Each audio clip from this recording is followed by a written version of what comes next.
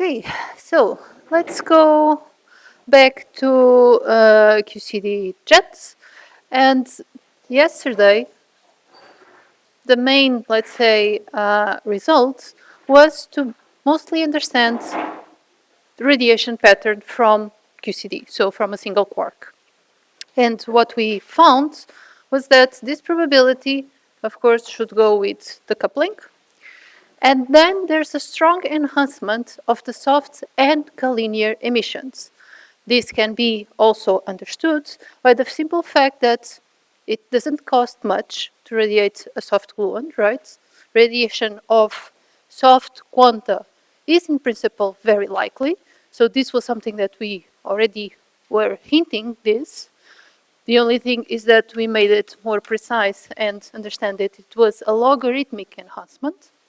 And same for the collinear structure, because we were talking about massless particles, and even by boost arguments, we could already hint there was some sort of collinear structure. Again, we derived this more systematically, but we formalized basically even what simple considerations would basically lead us to by simply considering what is the behavior of these particles. Now, this is of course in vacuum, okay? And now this lecture will be dedicated to understand how this changes when we now go to the presence of a colored field, okay? Before that, one of the things that we never mentioned yesterday was the fact that in vacuum, all these states are what we call virtual particles, right? They cannot be observed directly. However, let me tease you with a question. How long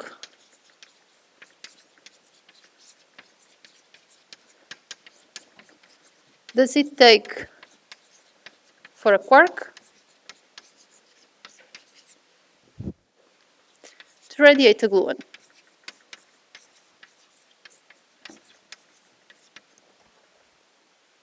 Do you think I can make this question in vacuum? Who thinks yes? Put your hands up. Okay. So I expect that all of you, most of you think that this is not a question that should be made, right? Because if it's a virtual state, we cannot observe their particles, right? We cannot observe how jet actually evolves. We just measure the direct result of it. Now, in the presence of a heavy ion collision, think that this is no longer exactly the case, right? You have a finite medium that is now being formed. It extends, it expands. Soren already talked about this during your first lecture. And that means that you now have exactly a connection and a communication between your jet evolution and the quark-gluon plasma evolution. So this question now, it's not so obviously false when we go to a heavy ion collision. So in order to do this,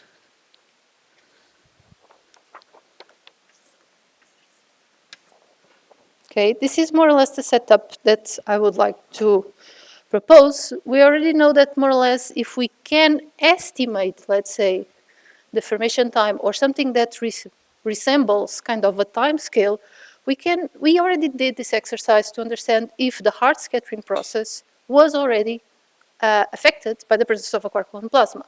And we used the fact that this formation time or this time scale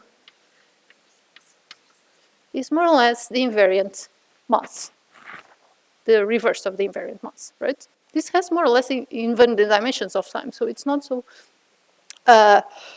strange to think, at least. Let me put here the hard scattering, because this is what we discussed. Was not so difficult to understand, at least hand-waving arguments to see if these two processes can be connected. Again, this of course is what we call a kinematic time, which of course is related just to the principle of wavelength interference, right? If we have two wavelengths in quantum mechanics, they interfere if the wavelengths are of similar magnitude or if the frequencies are of similar magnitude. So this is exactly the case. So in order to understand or to ask this question, I will put exactly a virtual state, which is my initial quark, and I will consider that it fragments into a quark and a gluon, but they are on shell. Okay, this means that they are real mass states. Okay, you can think, well, this doesn't exactly happen.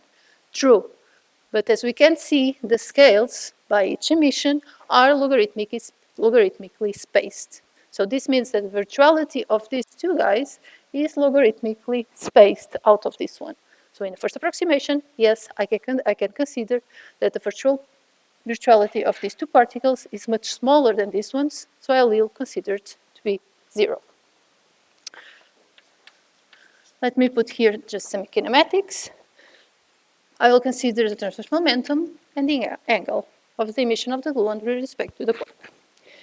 And so to estimate the time that this quark takes to radiate this gluon, I can simply invoke again that this formation time is basically proportional to the mass of this virtual state. This would be the formation time of this gluon if the quark was in its rest frame, but this doesn't happen because it's a high energy particle. So I need to consider the boost. And this is how we usually estimate formation times of radiation. And this gives the energy over the mass square. Now, the mass square is easy. It's just the invariant mass of this. The energy is the energy of let's say, the parent particle. So it's the coordinate 0 of your form momentum.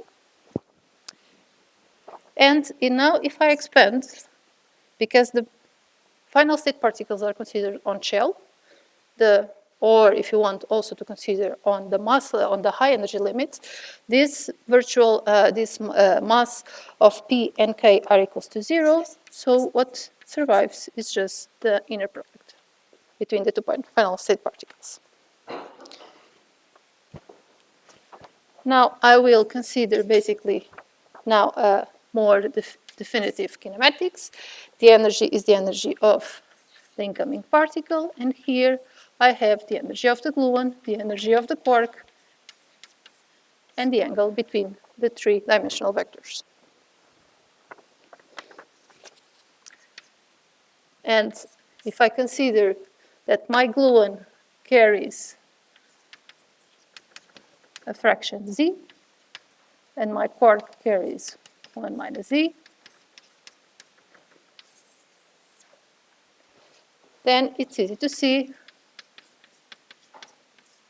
that the formation time estimate, or at least its parametrical dependence, goes exactly as 1 over the energy multiplied by the fractions of energies and the angle.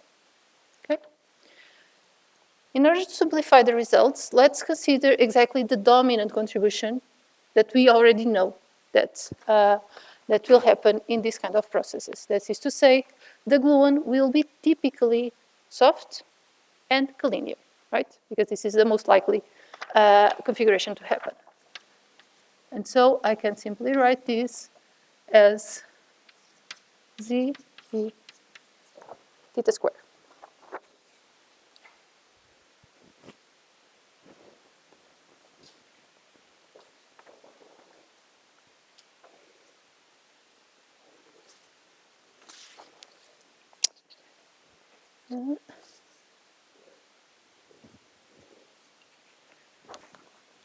Okay? So this is the formation time of gluon when is in vacuum. And now I can basically play a little bit with the kinematics, and we'll use basically this a lot during this lecture. So I can actually have several ways to do this. I can write as 1 over the energy of the gluon and the angle if I want to just keep the formation time estimate with respect to just the emitted particle. And I would, sometimes it's useful just to write this as a function of the kinematic momentum, the transverse momentum with respect to the parton, to the parent parton. And again, because this is just the energy over times the sine of the angle, you have exactly this expression. And from here, maybe you also already found this in some of the literature. You have basically the formation time can also be written as the energy over the transverse momentum of your gluon square. Okay? And in fact, this shape will appear more during the following lectures. Okay, okay. So how about in the presence of a medium? Okay. How this time scale changes. So let's consider for simplicity 1 unit length of medium. Okay, the particle will just cross 1 unit length.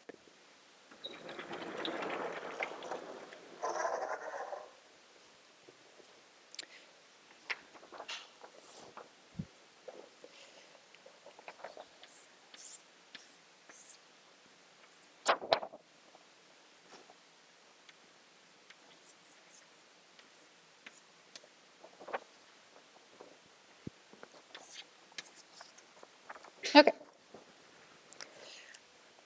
This is something that I will show you more formally what exactly comes out of it. But let's try to use just your intuition to understand what is expected from a particle that propagates through a colored medium.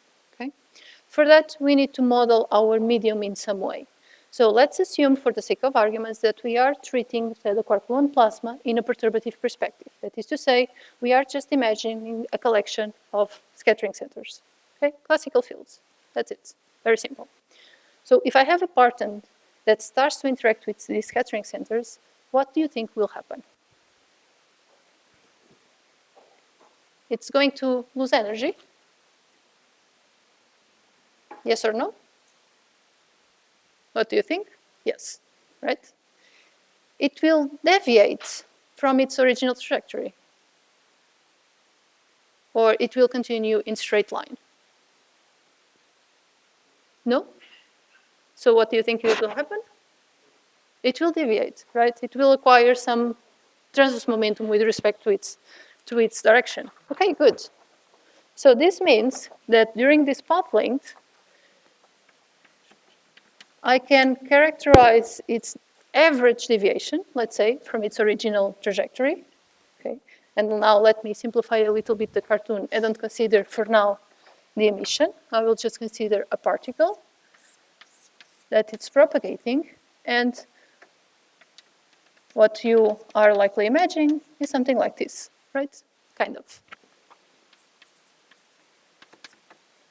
So if this is L, then depending on the characteristics of my medium, my particle will acquire a given transverse momentum per unit length. And this, let me call this just for now a transport coefficient that we call Q hat. Okay.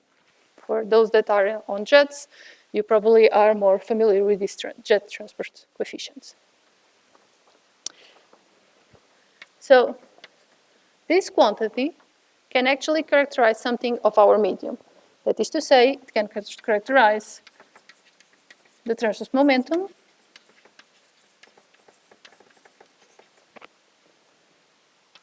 acquired per traversed unit length L. Okay? And this is what we call the jet transport coefficient. Again, this is something that we will work also during the following 2 lectures. Okay. The color charge can indeed be included in the definition of Q hat, so you can think about your jet transport coefficient for a given quark or for a given gluon. As long as you defined in for one of your color structures, you can redefine it afterwards. So this is just a scaling parameter, okay?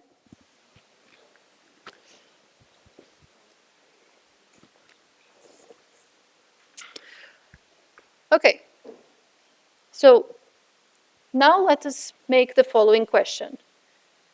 You already mentioned that this particle will lose energy due to the medium scatterings. And you are probably thinking on the flow of energy between the particle and the medium, right? But there's also something going to happen.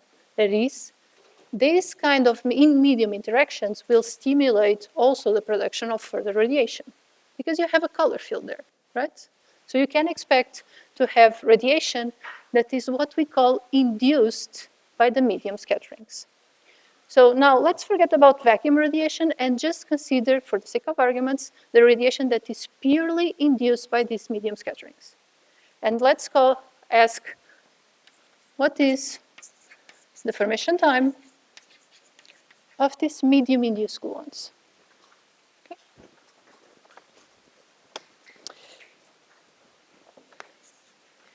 And since the formation time scales with omega over kT squared, the kT squared that is actually generated by the medium radiation, by the medium interactions, we already know that scales with Q hat L.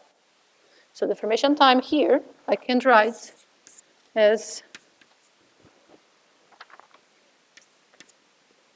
omega over Q hat L.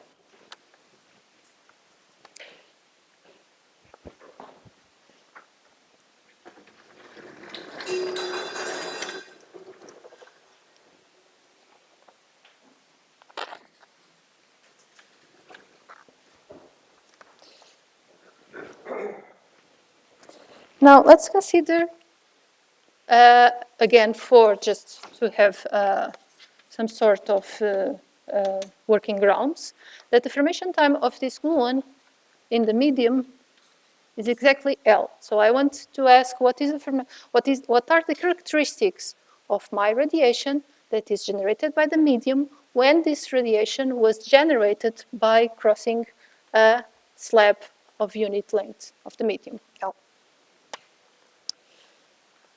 So this means that the formation time of this particular radiation scales as omega over Q hat squared.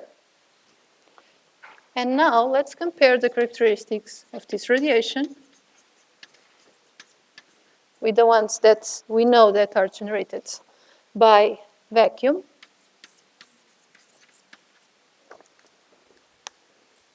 That is 1 over omega theta squared. Now, the first thing that comes is basically that the dependence on the energy is exactly the opposite, right? One of the in vacuum, hard emissions are likely produced earlier, while in the medium, harder emissions are actually produced late in the shower. So this is already kind of different realms of how QCD radiation actually behaves when we are in vacuum or when we are in the presence of a quark-gluon plasma. So this means that soft and collinear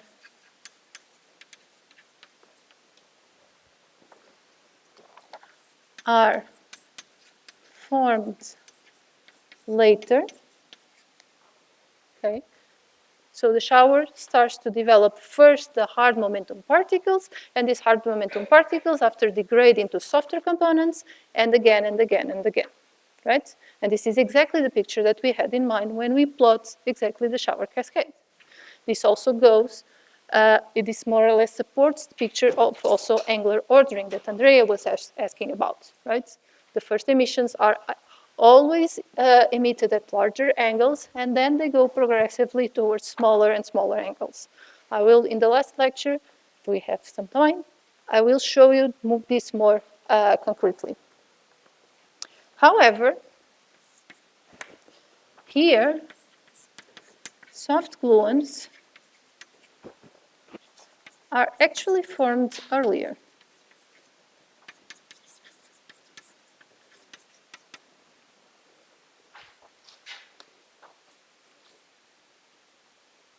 So how do you reconcile these pictures? How do you get soft emissions generated very early when they are generated by the quark gluon plasma?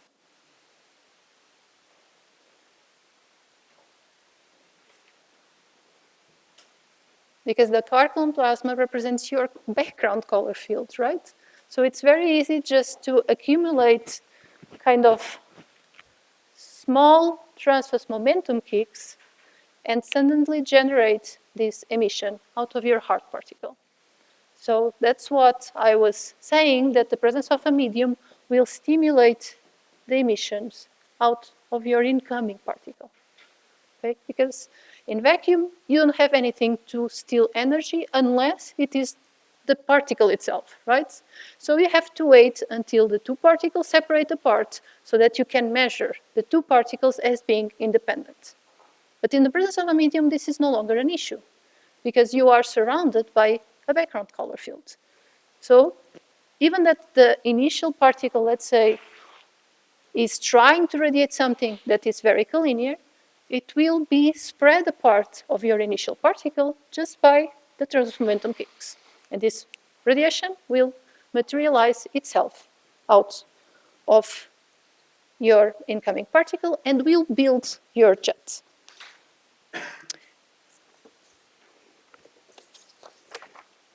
Okay.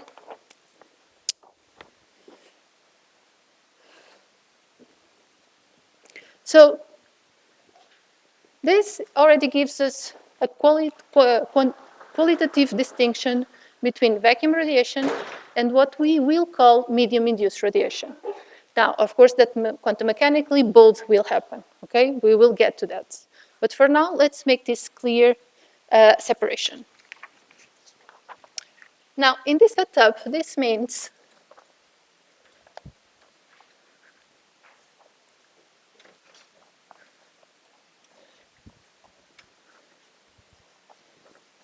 that I can now try to make a little bit more questions to understand exactly how the quark gluon plasma actually is affecting this kind of radiation.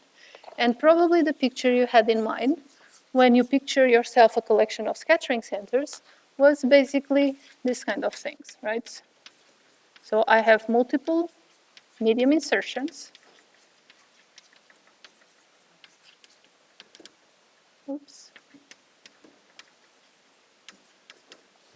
Along my splitting process.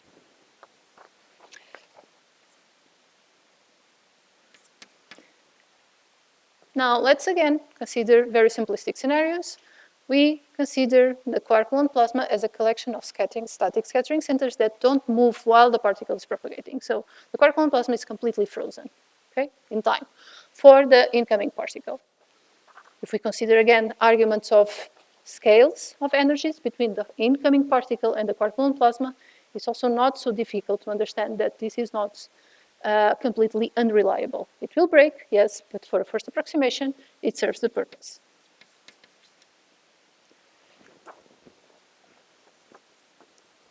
And so the next question we might ask ourselves is how many scatterings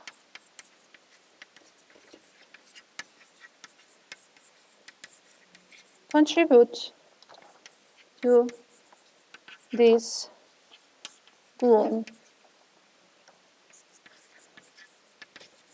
radiation process.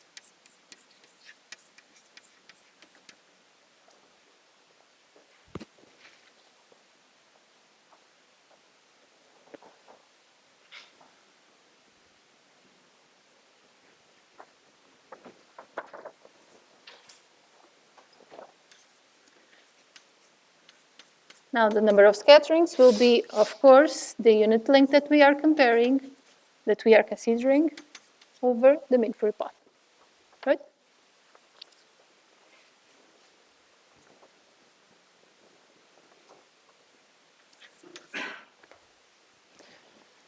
Now let's imagine that per each scattering, there's an emission.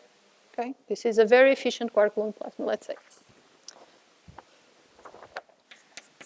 So if each scattering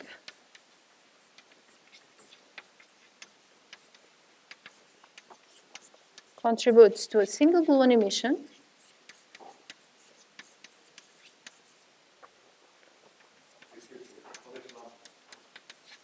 lambda is the mean free path. Okay.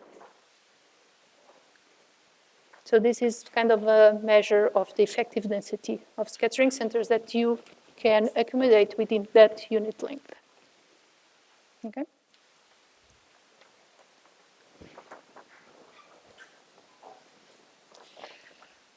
So if each scattering contributes to a single gluon emission, this means that the formation time of the quanta that we are considering should be much smaller than the mean free path.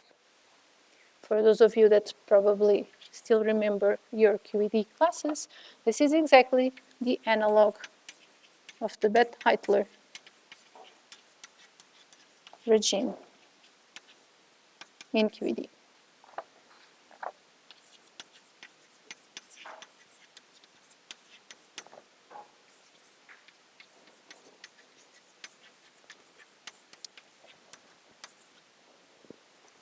For those of you that don't recall, don't worry, we are just considering the case in which each emission is complete before the particle starts to interact. Okay, so it interacts once, it gains some transverse momentum. This transverse momentum will generate the radiation. This radiation will start to be formed, but before the next scattering happens, this emitted gluon is already formed. So it behaves like independent sources of radiation. Okay?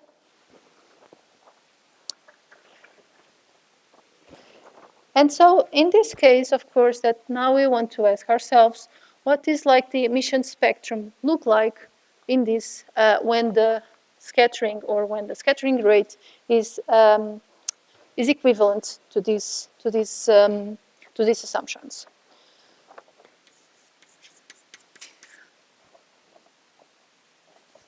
So let me introduce the quantity that we will call the emission spectrum. We usually also present this normalized by the energy, because don't forget that even in vacuum, since we have an enhancement to soft radiation, the best way to reproduce the results is actually multiplying by the energy so that we don't have an infinity in our plots. But this again, for now, just consider that is more or less the rate of emissions or the probability of emissions. And this naturally would go with alpha S and the number of scatterings. Right? So if each scattering generates a radiation, then the spectrum goes with the number of scatterings. And this we already mentioned, that is L over the lambda over the mean free path. So this means that if each scattering could induce an emission out of your gluon, the kind of spectrum that you would see in your jet energy, for instance, would be something that is completely independent of your initial particle, would only scale with the medium properties. Okay? As you can imagine, this is not exactly what is happening, right?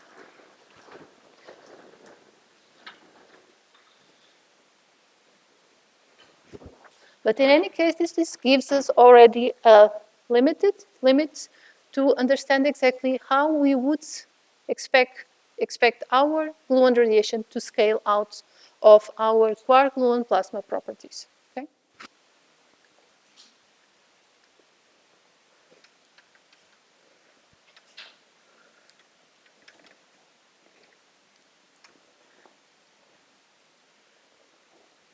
Questions so far?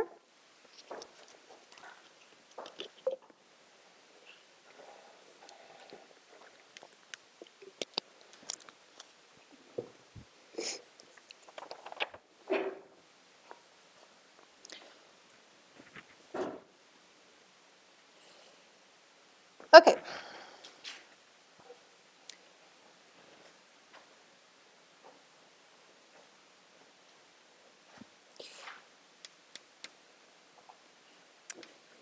The other limiting case is, how about if the formation time, if the formation time is larger or the order of the mean free path. Then the number of effective scatterings would not be just L over the mean free path, is actually governed by the L over the formation time of our gluons, right? So at this moment, the spectrum, because the number, let's say, of effective scattering centers is no longer the maximum that we consider, L over the lambda over L over mean free path. It will be L over the formation time of the gluons that are being emitted. Okay? This will cap, basically, this will be the maximum that we will consider. And of course, then we expect a suppression with respect to that scaling over there. And so in this case, I will call this the limit in which several scattering centers will build up a coherent radiation.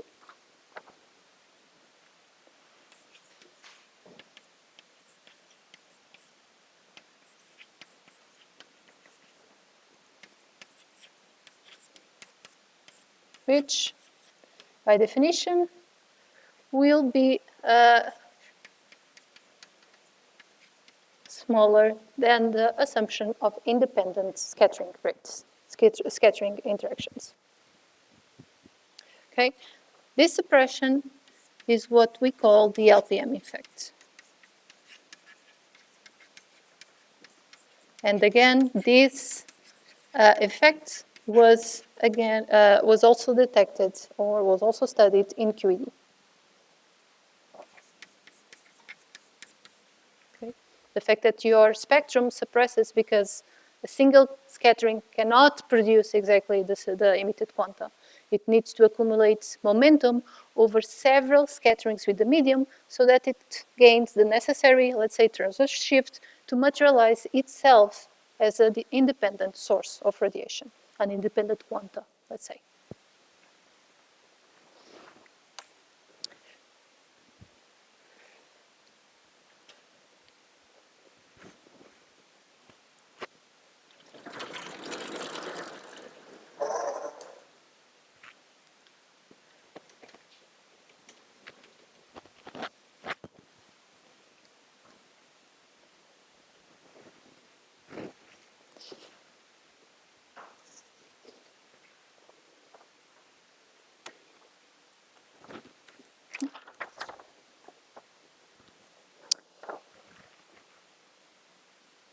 Okay, so let's go back to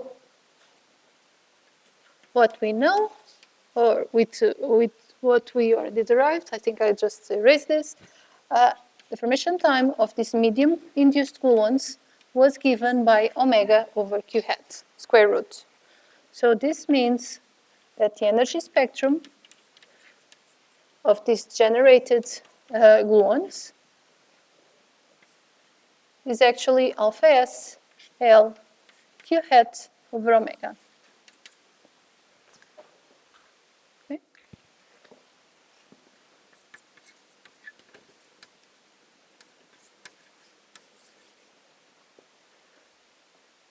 And this factor here, it's completely independent of the characteristics of your particle. It just depends on the characteristics of the quark gluon plasma. So we call this a scale, or let's say the typical frequency of the gluons that are stimulated by the interactions of the quark gluon plasma.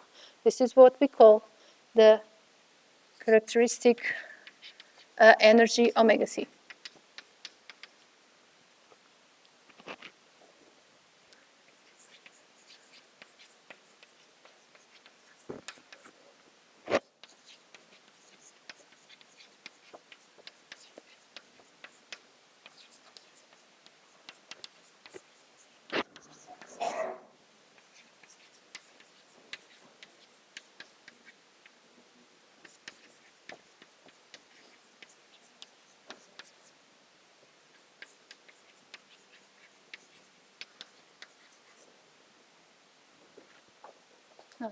By the way, this is q hat L squared.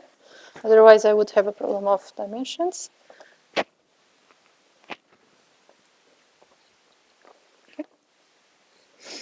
So our spectrum is simply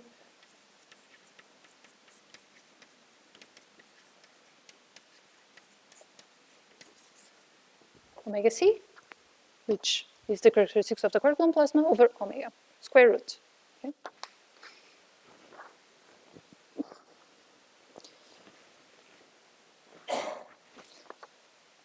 Now let's do some limiting cases.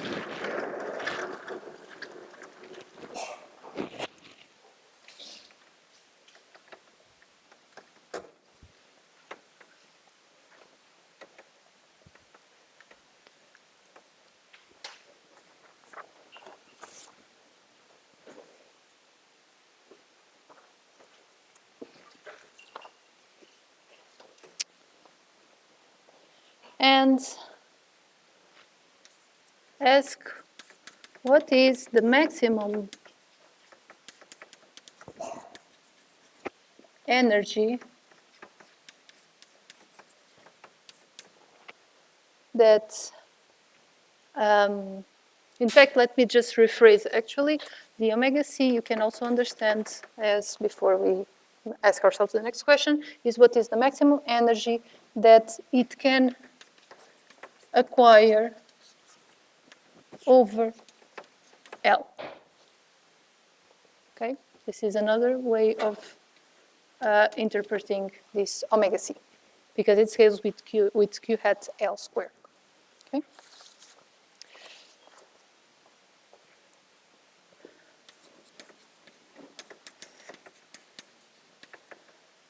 So we already have more or less the scaling of the energy to compare vacuum versus medium. The only thing that is left is the angle, right?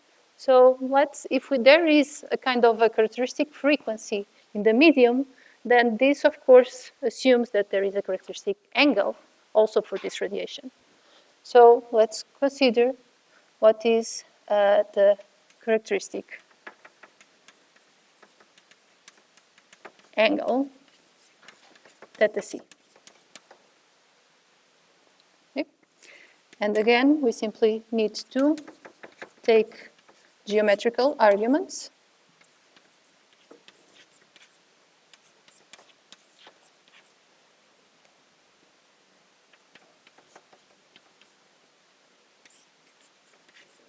They are, of course, related by the terms of momentum, but the terms of momentum itself is also a function of q hat L. So this means that I can write this as 1 over q hat L to the cube. Or if you want, just in terms also of your medium parameters and the characteristic frequency, that. So we just rewrote basically the characteristics, angle and energy of a gluon that is radiated inside of the medium due to multiple scatterings, and we cast these two quantities just to depend on the characteristics of my quark-gluon plasma. In fact, Soren also mentioned this q hat L, this terms momentum that we kind of use its definition also here, is exactly called also the saturation scale.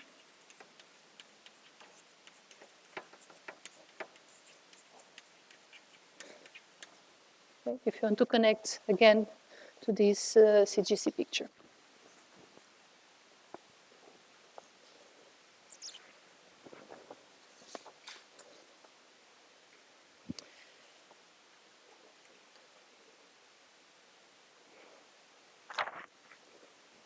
And now that I have defined what is the maximum angle that is generated by the medium, this of course is the upper bound, I can now ask finally what is the characteristic angle. Or let's say, how does it scale the angle of the gluon?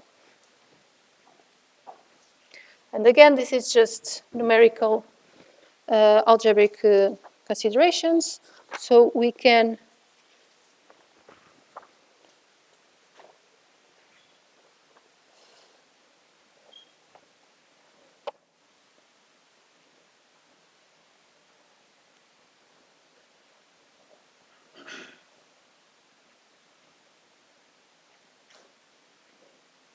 okay, this is, for now, it's not going to be really necessary.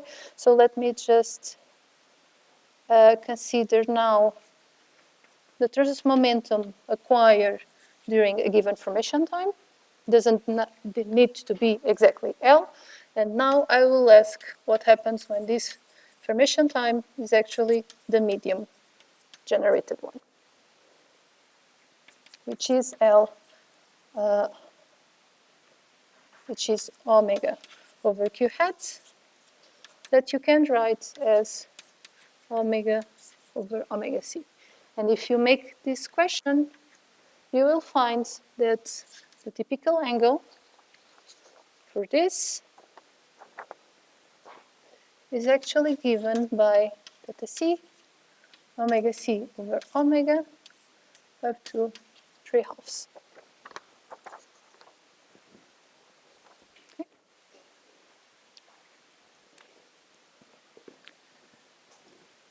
And because omega is smaller, typically smaller than omega C, this is actually larger than omega C.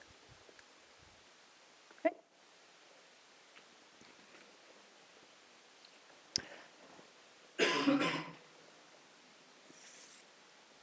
So from the simple considerations, what we would expect naively from a medium-induced, or let's say a medium-modified version of a jet in a heavy ion collision. That is to say, if we look now for a complete jet in a heavy ion collision, and we consider again the bulk of the physics that goes there, which is the physics, the vacuum physics that we discussed yesterday, and the simple considerations of what are the characteristics, angle and energy of the radiation that is purely stimulated by the presence of a quark-gluon plasma, we would find something that tells us that we would expect, nonetheless, the vacuum radiation to occur. This is the kind of collinear structure, very soft, that doesn't disrupt the flow of your initial particle, right? This was all that we discussed yesterday. And this is what it gives these narrow-like cone structures. But when we now introduce a medium, these guys will be typically very soft and emitted at wide angle.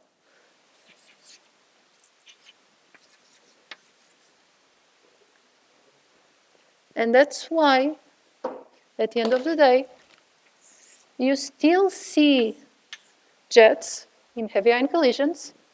They didn't disappear, but they lost some energy, because this energy is likely to flow outside of the cone that you are going to nonetheless settle when you define what is a jet. Okay? And this is then the, I think I'll use this color. This is the soft, medium-induced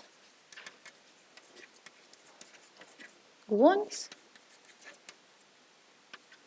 And this at white continues to be our hard, collimated vacuum structure. Okay?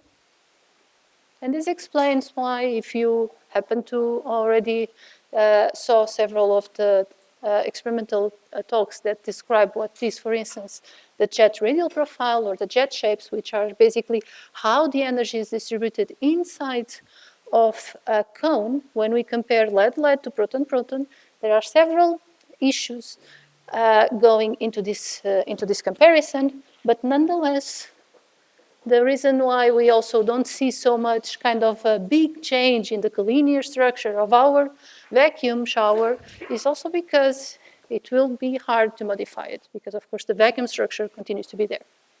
Okay? So the medium will, of course, disrupt this, but not to a point that is a huge effect that we should see. Nonetheless, of course, we are looking for these modifications, and they should be there somewhere. Okay? But we will make this more quantitative now in the following. So just to summarize, also between these two independent, let's say, regimes, we discussed basically the Bethe-Heitler and which is the independent emissions when they are induced by the single scatterings, and the coherent LPM regime. The condition is that the formation time in this case is much smaller than L. Here, the formation time is larger or the order of L. And now L, I'm just referring to the scale of the quark-gluon plasma. You could take it also as a mean free path. Okay?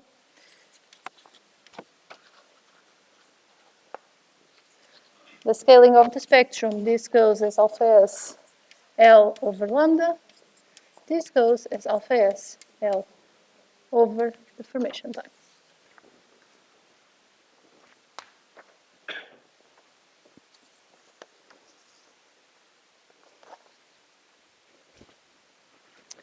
Questions?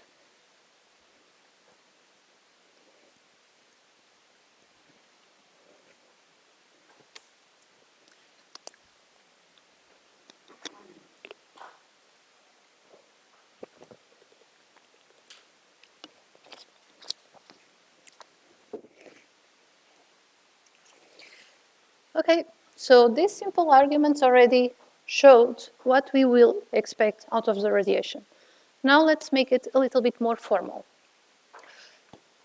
What we want is exactly to calculate the kind of diagrams that we introduced in the vacuum, but now modified by the presence of these in-medium scatterings. So this will be kind of a more heavy formal part of the lecture, but we will build this slowly this time.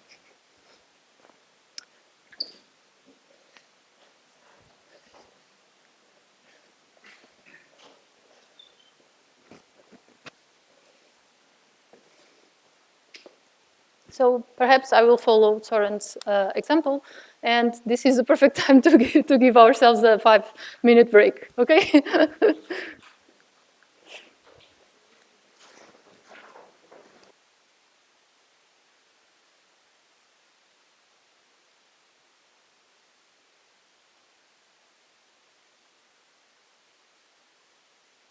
Okay.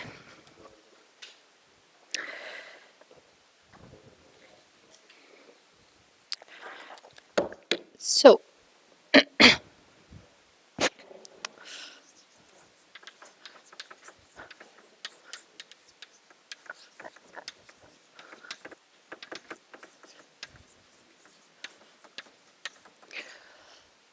let's now formalize a little bit our heuristic discussion from previously and try to formalize now. And what we want to understand is exactly how to modify kind of the Feynman rules when, in fact, our particles are inside a quark-gluon plasma, right? So the first thing we need is kind of the propagator, let's say. For that, it's useful to look for the white cone frame, okay? Simply because we are always considering that we have a very high energy that is moving in a given direction. So as also Soren already drew this today, we will consider a particle, for instance, moving along the z direction.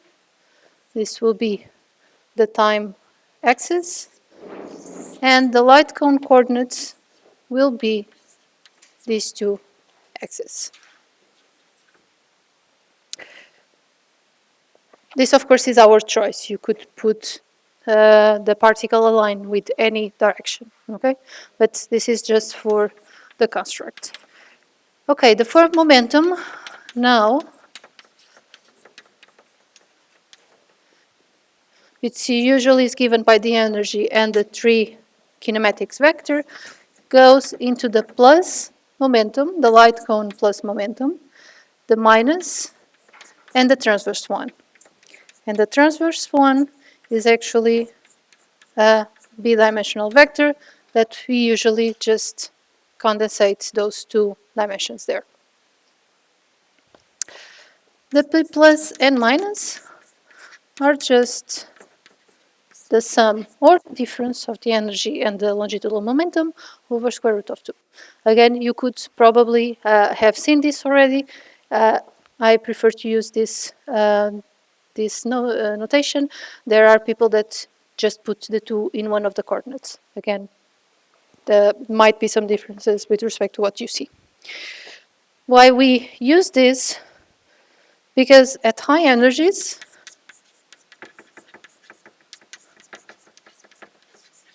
that is what we will consider. The P plus will be roughly 2 times the energy by some scale, by some factors, and the P minus is actually close to 0.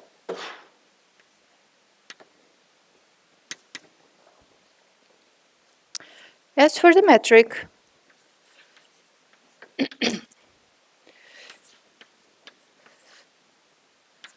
it's simply the swap, so plus goes to minus and minus goes to plus, and the negative and the transverse is negative.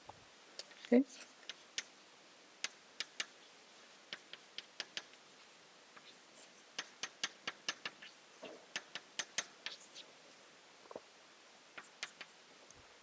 What this means is that every time that we have some sort of inner product between 4 momentum,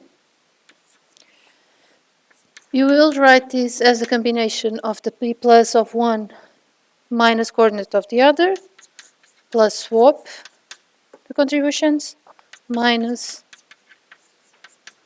the transverse momentum.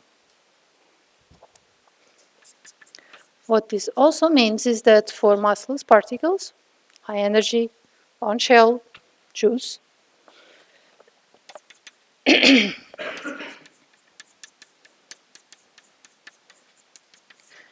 your P minus component is actually is not identical 0, but it goes with the pt square over 2p plus. And this is where basically the hierarchy of scales that we are considering in the problem comes from. Because I'm considering p plus to be the dominant, followed by the pt, followed by the p minus. Okay? This will be useful when doing basically the Feynman algebra when we reach the propagators.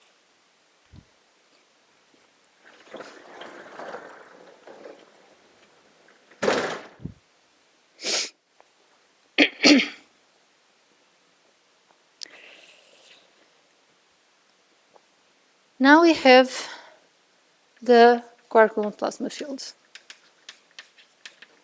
And as I mentioned, we will consider mostly classical fields. And because the particle is moving along the plus direction at high energies, it will just be sensitive to the fluctuations in the minus component near minus equals to 0, right? Because if it propagates through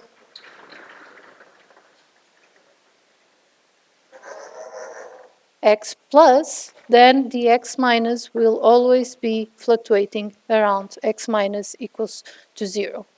So along this direction. And this means that my fields that would generally depend on all my light coordinates. X minus is typically 0. And on the fields, I just need to worry about the longitudinal coordinate and the transverse one. So my problem is heavily simplified just because I move for this light cone.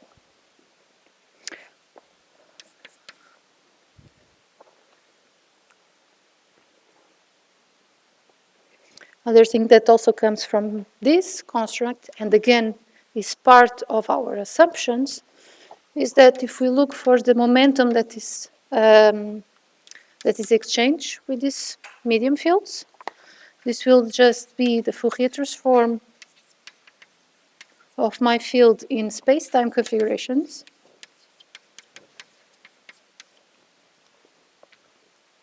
Okay. It will, because nothing depends on x minus, then this means that I can easily integrate over x minus and get basically a delta of the momentum of the longitudinal component of the momentum exchange with the medium.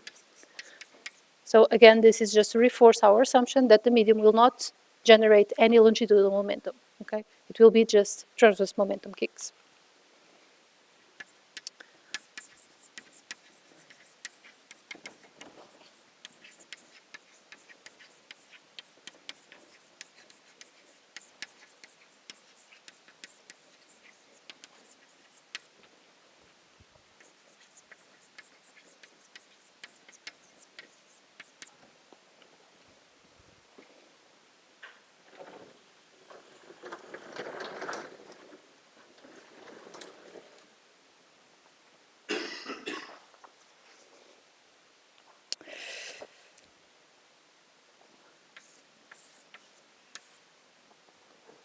What is that equation is independent of minus? So we usually fix, this is also, we usually fix the light cone gauge. We chose usually A plus equals to 0. Okay, but also the argument of the field, not simply the component, the argument because in the last step you put that the AU is no longer a function of E plus, not the line before, but not of minus. Yes, not on of x minus, just yeah, because we are considering in the high energy limit of the propagating particle. So for the parton that is propagating, it will not be sensitive to the x minus dependence of the fields.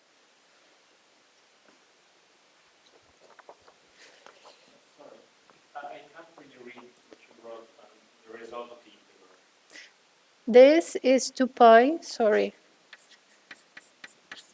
2 pi delta of the k plus component change in the medium fields.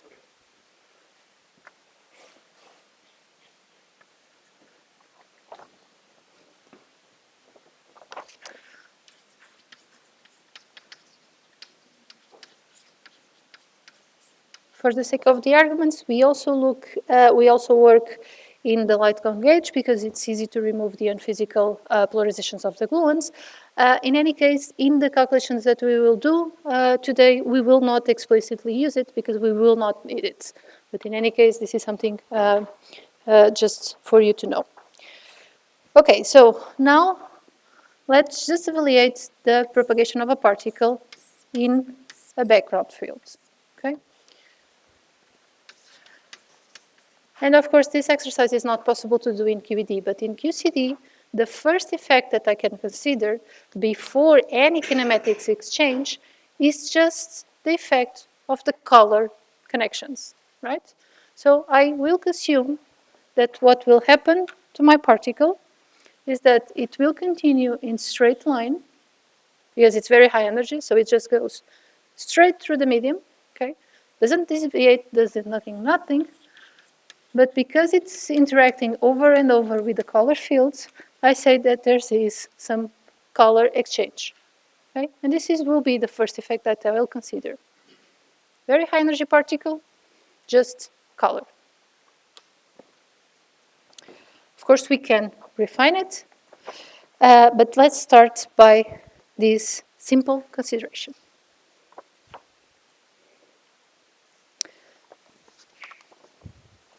To derive basically the shape of this propagator, let me consider the case in which I have a quark with a definite momentum. Okay, it has some color now, I, and when it scatters, it has p prime, color j, and this scattering center is now in the coordinate space x1 and has the color fields given by A. And you are already seeing a key difference with respect to the vacuum calculations. In the vacuum calculations, we simply discarded any kind of notion of the space-time picture, right? We just care about the momentum. But in the presence of a heavy ions, that's not true. We need to keep track of where this is, okay? Of course, this will be integrated, but nonetheless, you have an implicit dependence on the coordinates of in this case, of your system. Okay, so let's derive the matrix element.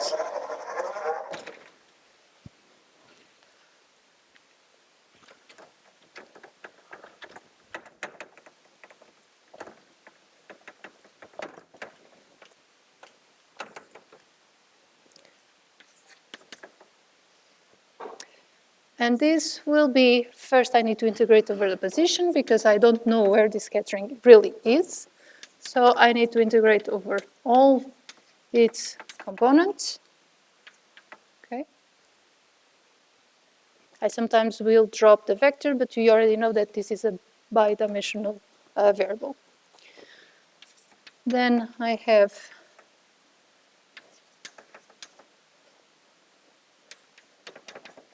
the energy momentum conservation, and I have the direct structure that follows the spinor, my field insertion, that now I will already drop the minus component, the matrix color element, and again the spinor. Okay.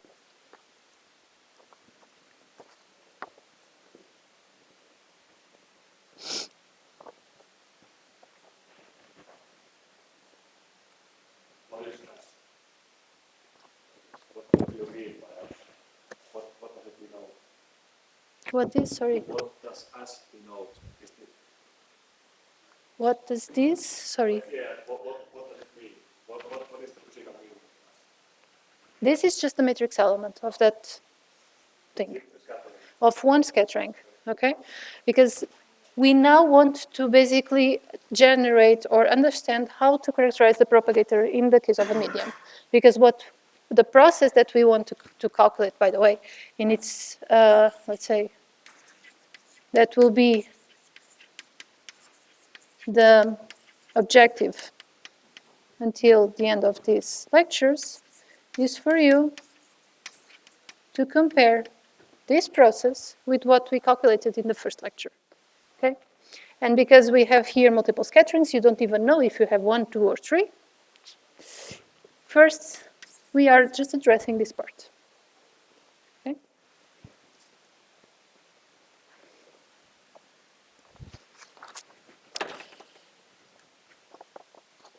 Questions?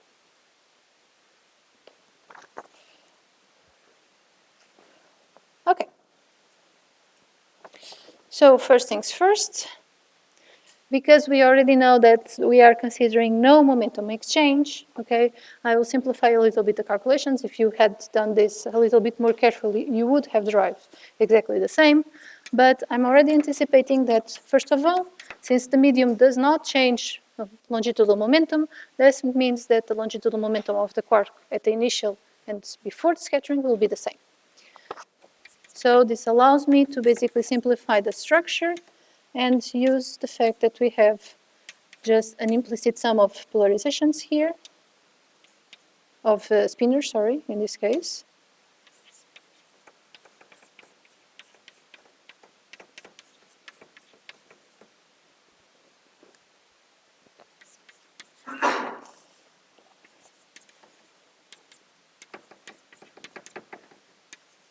And all these structures, the A slash with the spinors will be just reduced by the longitudinal momentum and the minus component of the fields. Okay? You could use this again by using light cone gauge arguments, or in fact, in this case, you don't need to because it's one straightforward result that comes out.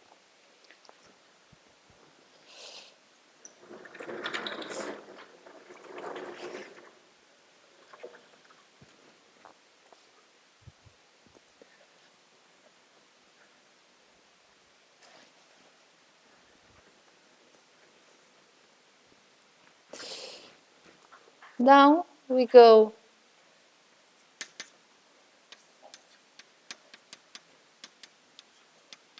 Okay, I will use this shorthand notation just to avoid all this clumsiness.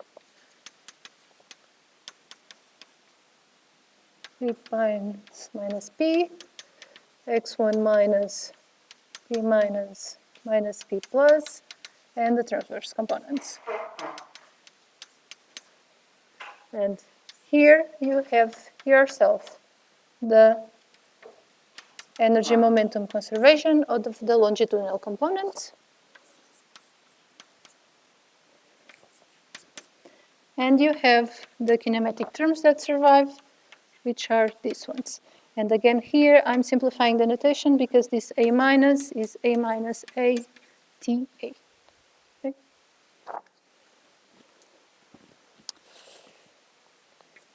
So this is simply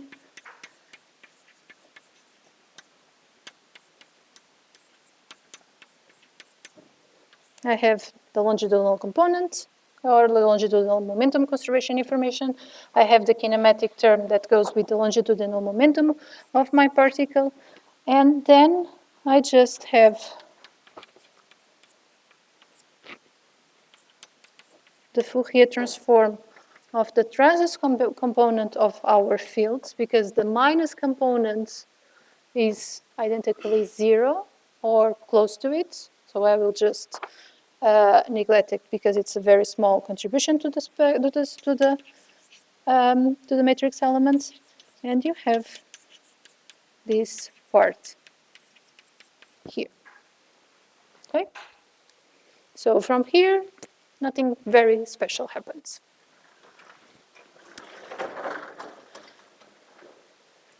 Okay, so now let's consider two scattering centers. And when we consider two scattering centers, we already kind of try to build what will happen if we have n scattering centers.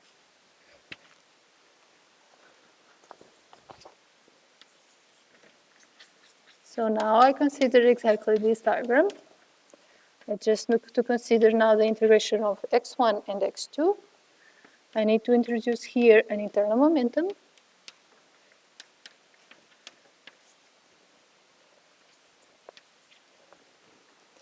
And exactly write the scattering, the matrix amplitudes. This goes as x1, p1, x1, x2. So here it's implicit all coordinates for the moment.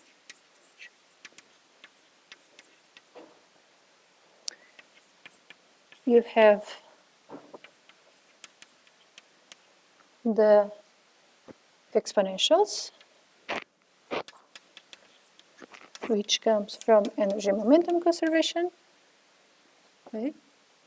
And again, we are assuming already here that there is no momentum exchange for the medium, right? Because otherwise we would need to consider the transverse momentum that comes into the scattering, right, in this exponential. So we are just considering exactly the flow of energy.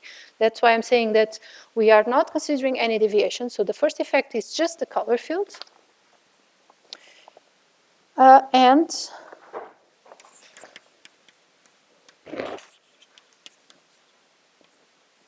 AJ,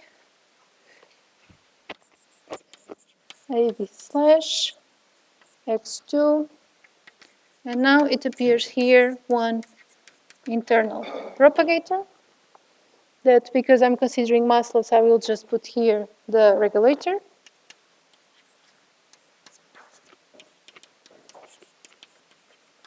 X1 and UP. Okay.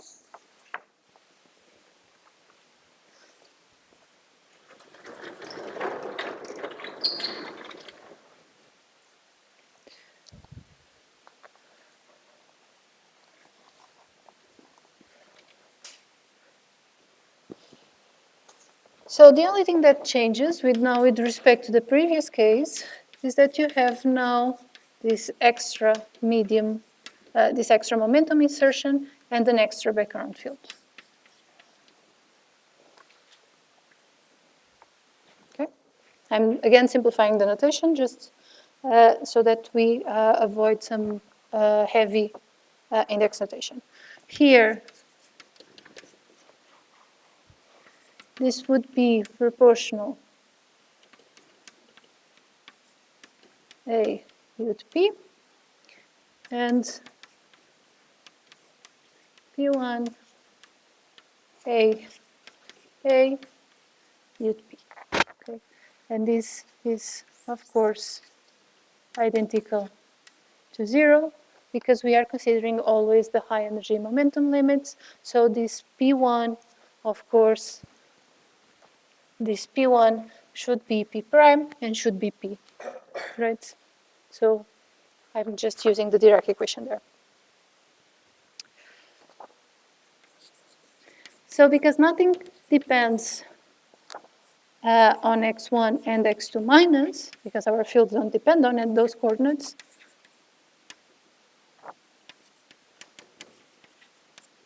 I will have two delta functions.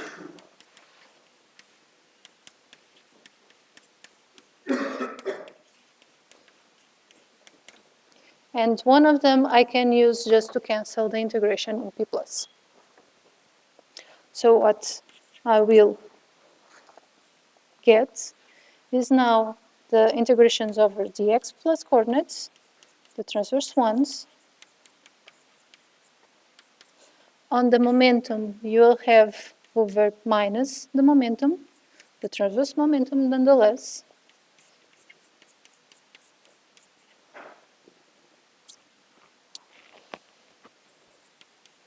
The overall general longitudinal momentum conservation still survives.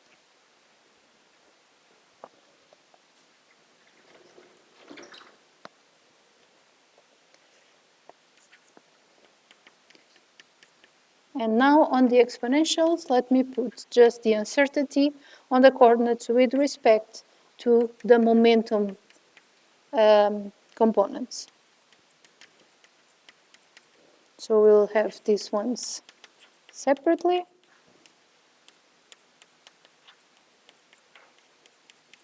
So in fact, let me already remove the minus components as well, because we will not need them.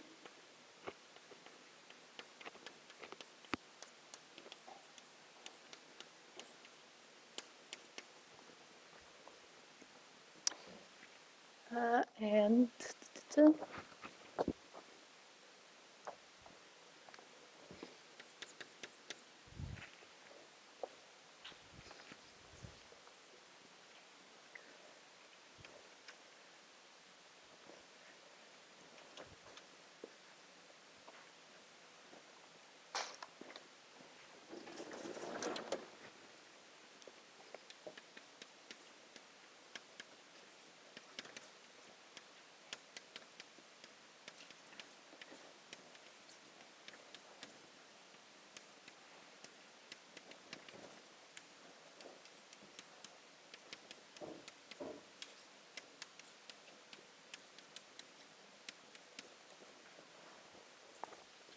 okay.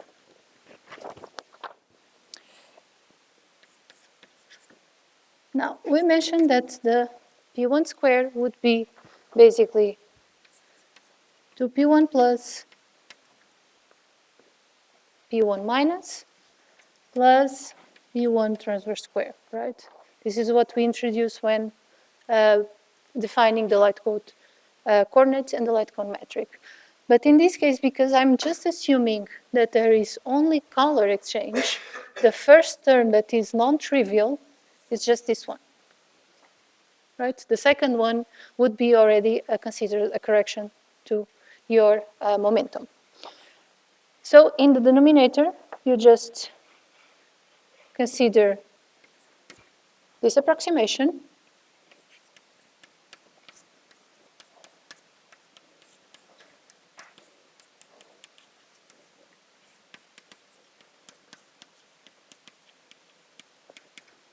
And the result of this integral, after using the residuos theorem, you just have the theta function to choose the pole that you have, which, because it's infinitesimal with respect to your axis, it's just that.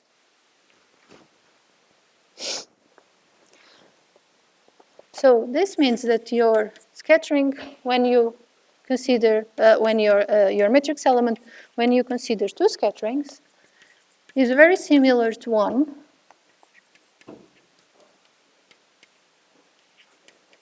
Okay, this is the kinematic factors, and you have now the integration over the longitudinal coordinates of your fields. The transverse is straightforward because it's a delta function as well. So one of them can be done, and what survives is basically this, with now the sequence of the fields, the theta function that relates the longitudinal components, and again the fields with the following scattering.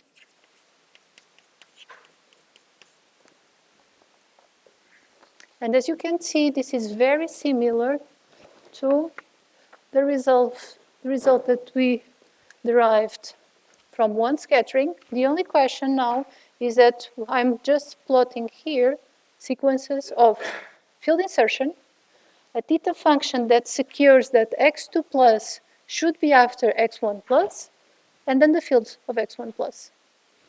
But again, this is just a consequence.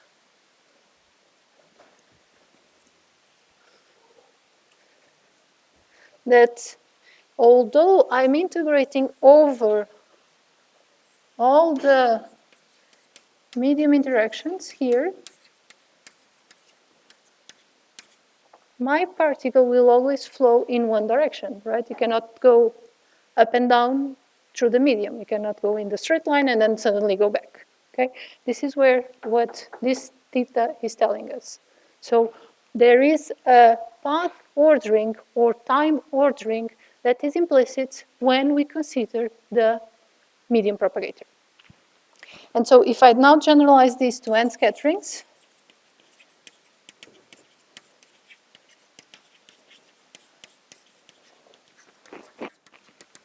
what I would have is just a series of integrations.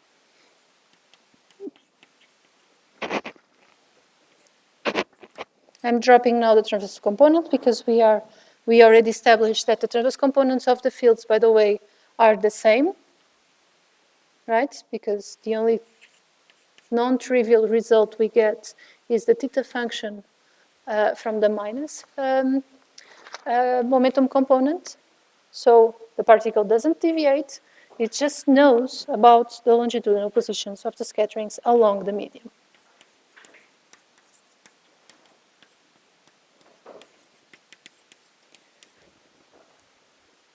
And this is just what we call a path ordered insertions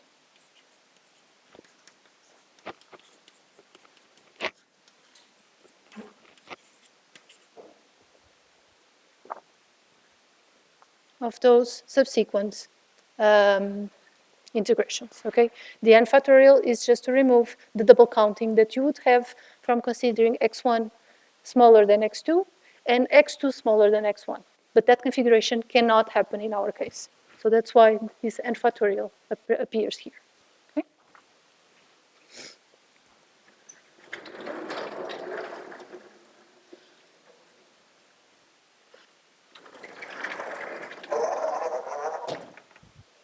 For the propagator, of course, we considered a fixed number of scatterings, but we never know how many we will actually encounter. So what we need to do is we wanted to consider basically the sum or the propagator of this diagram here that encodes exactly all the possible kind of number of scattering centers. This amounts to sum over all possible contributions.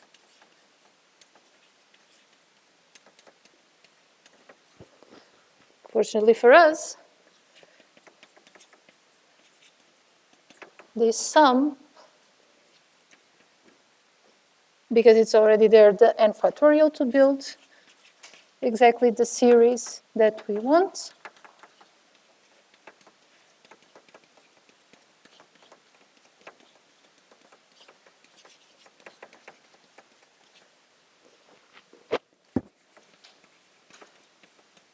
And we find ourselves a path integral exponential of the insertions of the medium fields that we are considering. Okay. This is our Wilson line.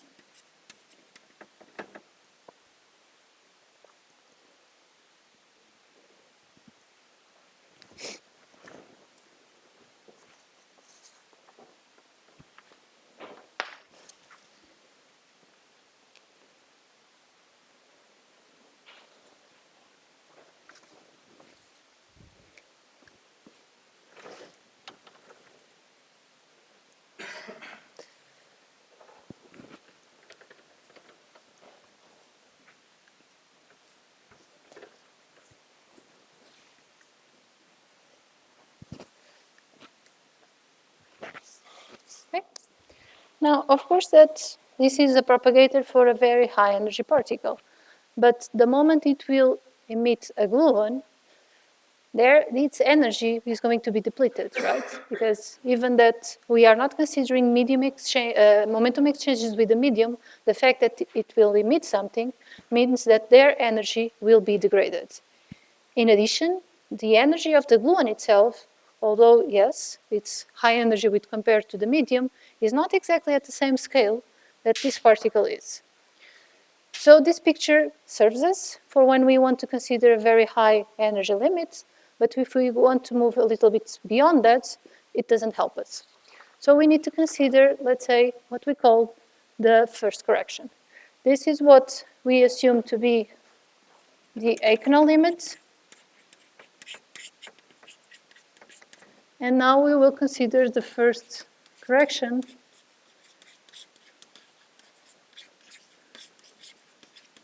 to this limit.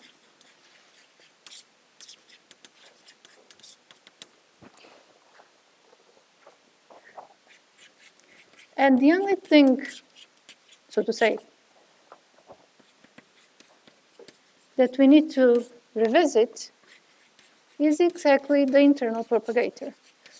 Because we were very fast to say that the denominator didn't have any contribution but the leading one.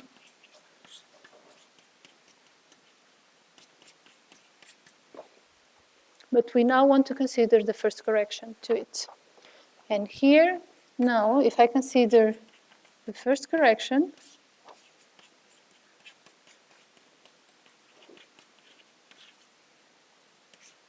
this means that now in my residuous theorem, I have a pole that is actually shifted by the tensor momentum square, weighted naturally by the longitudinal momentum. Of course, when the longitudinal momentum is much higher than the transverse one, of course, I recover the Wilson line.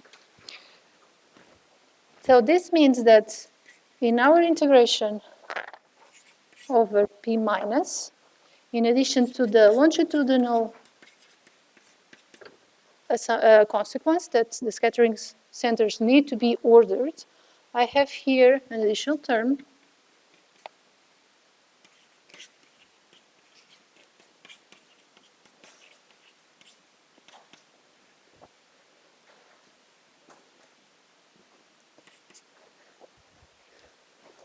that will basically give us kind of a Gaussian contribution to the longitudinal integral that before was just a delta function, but now it's going to have a different contribution.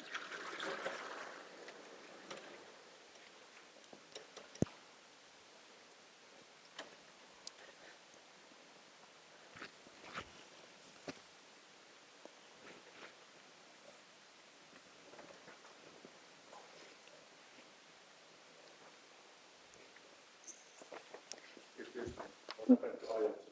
The What happened to IF? to this I epsilon? Yeah. You can consider here. You can still consider, but in any case, you don't need it because your pole now is not exactly on the axis. It's shifted. I mean, sorry, you will need it because this is a shift into the imaginary direction. What is shifted is on the real axis. So this is just to allow you to basically do the residuous theorem.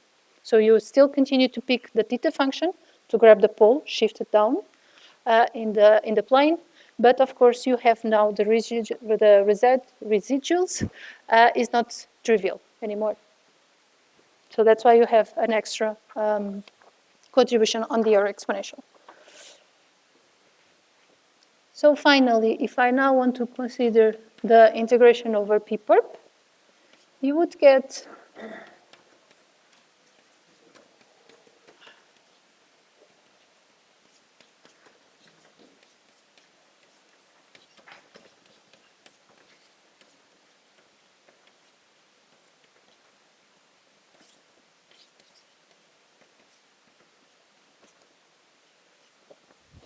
this, and this is simply the path integral of a particle that in an initial instant is located at a given transverse position, in the final instant is located in a different transverse position, and you integrate over all paths along the possible trajectories.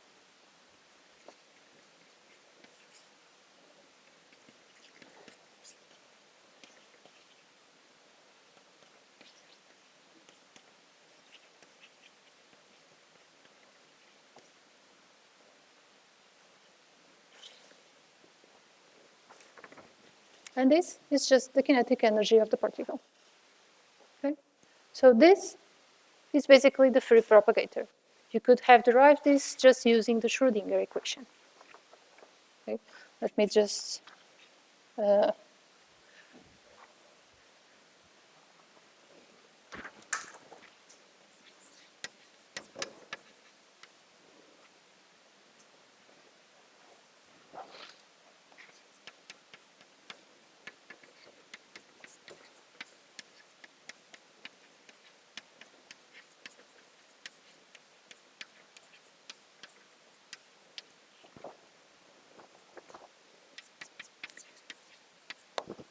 and so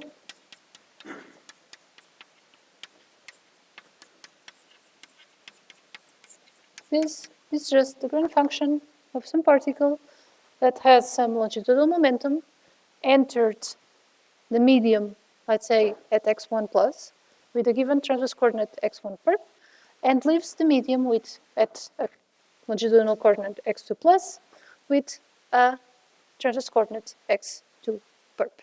Okay? And this is just the kinetic term. But you continue to have exactly the Wilson line that is the potential that you have when doing this. So this is just, again, if the Wilson line represents like a straight line across the medium slab, if you now consider this Green function with the Wilson line, which I call now G, x1 plus x or x0. And I can consider even over L. And this is the free propagator with the Wilson line. What will happen is that now this particle at every scattering changes color as previously, but now it has a slight shift and will come out at with a different trajectory. Okay? And this starts to become more close of exactly what we were describing before, right? The medium will induce energy loss because it will basically generate radiation, and of course it will kind of kick particles out. We were already expecting this. It's here, finally. Okay? And we have basically now all the ingredients to tackle exactly how to write the radiation spectrum when in the presence of a medium. The only thing that we need to consider is exactly how to deal with the fact that we are assuming that the configuration of the medium is static, right?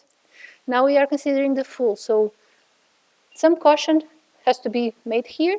This is exactly the content of the next lecture. We will try to understand how to address that particular limitation of fixed medium configurations, which will require to average over ensembles of medium fields, and finally, how to connect this with experimental observations and with the famous or infamous Q-hat coefficients. Okay? Thank you.